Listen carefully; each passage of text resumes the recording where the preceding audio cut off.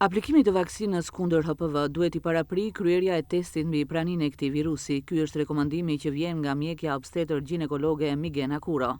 Duhet të vaksinohen patjetër, por megjithatë, edhe pse u vaksinuan këto vajza, kur të bëhen nëna, kur të bëhen gra, duhet patjetër që ta shoqërojnë dhe me ekzaminim me pap testi.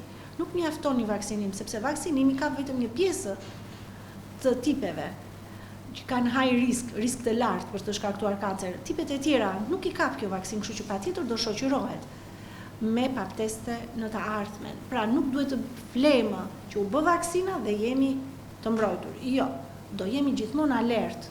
Kuro thekson se kësaj vaksine mund t'i nështrohen edhe djemt. Mund të them në disa shtete të botës se bëjnë edhe djemt, sepse HPV-ja nuk shkakton vetëm tek vajzat kancer, por shkakton edhe tek skrotumi, edhe në organet genitale mashkullore.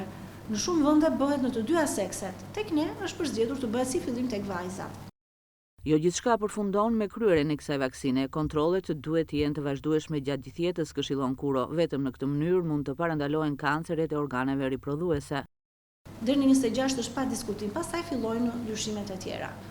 Gratë që e kanë filluar kontaktin seksual ose vajza, sepse tani nuk mund t'i kontrollojmë dot më që e kanë filluar kontaktin seksual, qofshin edhe në moshën 18 vjeçe, para se ta aplikojnë, patjetër duhet të realizohet një ekzaminim për të parë nëse kanë HPV në trup apo jo, sepse injektimi i vaksinës në ato që e kanë mund të sjellë pasoja fatale.